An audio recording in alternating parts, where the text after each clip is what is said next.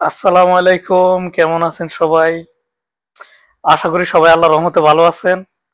আমিও আল্লাহর রহমতে ভালো আছি। তো আজকে আমরা যে গল্পটা বলবো সেটা হচ্ছে, মানুষে কথার কথা বলে না, যে সুখে থাকতে বুতে পায়, দুধ বেচা মদ খায়। মানে হচ্ছে সুখে থাকতে বুতে পায়, দুধ বেচা মদ খায়, আগে মুরব্বীরা এভাবে বলতো। এই কথাটা আমি কেন বললাম সেটা পরে বলি, আগে আপনাদেরকে একটা গল্প শোনাই। গল্পটা হচ্ছে, একটা ওষুধ কোম্পানি একটা ওষুধ কোম্পানি ধরেন বিভিন্ন ওষুধ তৈরি করে, তারা বিভিন্ন ওষুধ বানায়। তো এখন এই কোম্পানির একটা ঔষধ, ঠিক আছে, একটা জেলার মধ্যে অনেক বেশি চলে, থাকে না?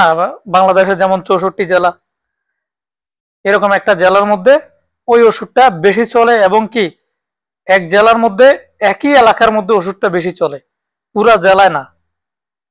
তখন কোম্পানির থাকে না, যেমন আপনার এই ডিস্ট্রিবিউটর থাকে, সেলসম্যান থাকে, হ্যাঁ, এরপরে কোম্পানির ম্যানেজার থাকে, এরকম তো অনেক লোকই থাকে। তো কোম্পানির ধরেন না, ডিস্ট্রিবিউটারের আন্ডারের একজন সিনিয়র পদের, তো উনি ওনার কোম্পানির একজন লোককে প্রতিনিধি হিসাবে পাঠাইছে কোথায়, যেখানে ওষুধটা বেশি চলে ওইখানে। আমাদের এই ওষুধটা ওইখানে বেশি চলে, কেন চলে একটু দেখে আসো, আমাদের এই ওষুধের রুগী কি ওইখানে বেশি কিনা একটু দেখে আসো। তখন কোম্পানির একজন প্রতিনিধি ওইখানে গেল, যাওয়ার পরে যায় দেখলো যে একটা টং দোকানদার, আমরা যেমন টং দোকান বলি না, যেমন আপনার এই টিনের বেড়া বুড়া দিয়া টং দোকানের মতন দোকান, এটা একটা ফার্মেসি আর কি। তো ওটার মধ্যে একজন ডাক্তার বসে, উনি নিজে ডাক্তার, নিজে ওষুধ কি লেখে সেল করে। তো কোম্পানির লোক ওইখানে গিয়ে পরিচয় দিল যে আমি এই কোম্পানি থেকে আসছি, আমাদের এই ওষুধটা আপনার এখানে বেশি চলে। এখন আমি বলতেছি যে ওষুধটা কি? ওষুধটা হচ্ছে মানুষের শরীরে যে কিরমিরি থাকে না, আমরা অনেকেই অনেক ভাবে এটাকে চিনি। কেউ পেটের সাপ বলে, পেটের মধ্যে যে সাপ হয়, এই আর কি। গ্রাম গ্রাম বাংলা ভাষা বলে, কেউ সাপ বলে, কেউ কিরমি বলে, এরকম আর কি। তো উনি ওইখানে ডাক্তারকে গিয়ে জিজ্ঞেস করলো, ঠিক আছে, যে আমাদের ওষুধটা আপনার এখানে বেশি চলে, তার কারণটা কি?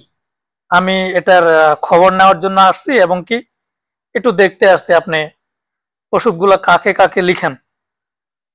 তখন ওই ডাক্তারে চেম্বারে তো বসে আছে, আর যত রুগী আসতেছে সবাইকে সে কি ওই কিরমির ওষুধটাই দিতেছে। যত রুগী আসে সবাইকে এই ওষুধটাই দিতেছে। তখন ওই যে কোম্পানির যে লোক, সে শুধু তাকায় রইছে। তখন যখন রুগী সব চলে গেছে, তখন কোম্পানির লোক ওই ডাক্তারকে জিজ্ঞেস করলো যে যত রুগী আসলো, যত সমস্যার কথা বলে, আপনি সবাইকে কি কিরমির ওষুধটাই দিলেন? বুঝলাম না। একটা লোক আসলো, মুরব্বী মানুষ, ওনার গাছ থেকে পইরা, ঠিক আছে, ওনার হাত ভেঙে গেছে, আপনি ওনাকে ব্যথার ট্যাবলেট দেন নাই। মুরব্বী গাছ থেকে পইরা, নারকেল গাছ থেকে পইরা ওনার হাত ভেঙে গেছে, কিন্তু আপনি তাকে ব্যথার ট্যাবলেট দিলেন না, দিছেন কি কিরমির ট্যাবলেট। ঠিক আছে। আরেকটা লোক আসছে, উনি এই কি জানি বিয়ে করছে, ঠিক আছে। তো ওনার বর্তমানে দুইটা না তিনটা স্ত্রী আছে, এমন কিছু একটা, ঠিক আছে। তো ওনার বউরা ওনারে মারছে, তো ওনারে আপনি কি কোনো ওষুধ দিলেন না, আপনি দিয়ে দিলেন কিরমির ওষুধ। ঠিক আছে। তো এরকম অনেক রুগী আসতেছে, ঠিক আছে, সবাইকে সে একই ওষুধ দিল।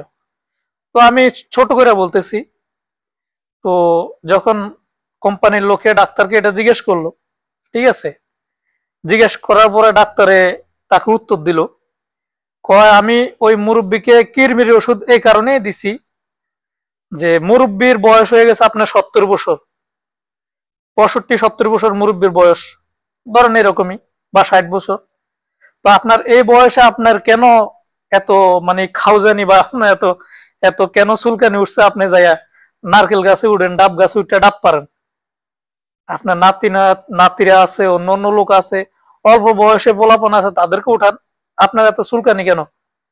ঠিক আছে, আমি ওনার ওই মানুষে বাংলা কথা একটা বল না, কয় ওনার পেটের ভিতরে গুড়া কৃমি আছে, ওনার গুড়া কৃমি গুলা কামড়ায়, এর লাগে হাতে যায় 60-70 বছর বয়সে কি নারকেল গাছ উঠছে।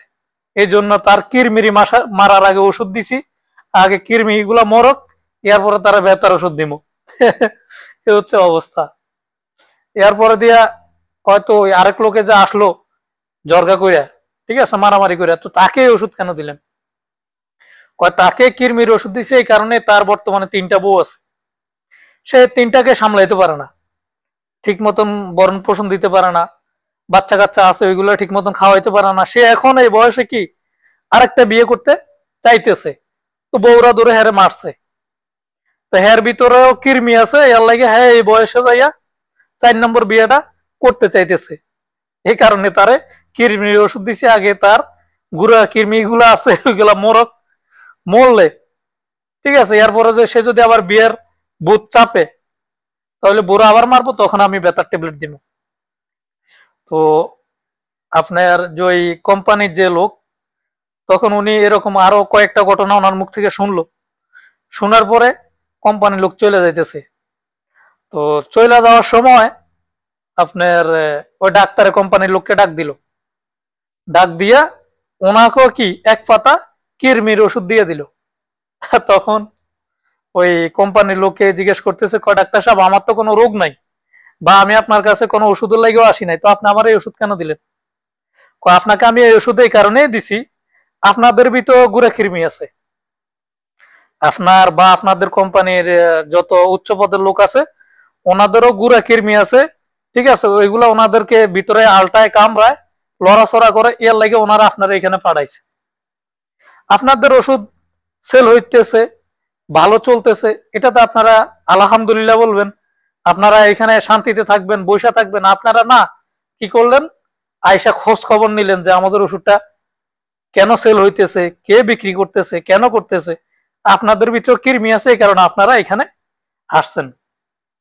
তো মূল কথাটা হচ্ছে, আমাদের সমাজে এরকম কিছু লোক আছে, তাদের ভিতরে এরকম কৃমি আছে, তাদেরকে সুখে থাকতে বুতে পায়, তারা একজনের ভালো তো দেখতেই পারে না, একজনের সুখ দেখতে পারে না। যখন সে নিজে সুখে থাকে, ঠিক আছে, তখন সে এই সুখটা ধরে রাখতে পারে না, খালি এখানের বেজাল ওইখানে, ওইখানের বেজাল এইখানে, সবার সাথে মিলেমিশে চলা, ওইটা তাদের পক্ষে সম্ভব না। কার ঘরে কি হয়েছে, কার পোলার কি হয়েছে, কার মাইয়ার কি হয়েছে, কিছু কিছু লোকের এরকম স্বভাব। ঠিক আছে, এখন আমি যদি ডাক্তার হইতাম তাদেরকে এরকম গুড়া কিরমি দিতাম। তো আজকের গল্পটা এখানেই শেষ। পরবর্তী গল্প পাইতে হইলে আমাদের চ্যানেলটা সাবস্ক্রাইব করে রাখেন এবং কমেন্ট করে জানায়েন গল্পটা কেমন হয়েছে। ভালো থাকবেন, সুস্থ থাকবেন, আল্লাহ হাফেজ, সালাম আলাইকুম।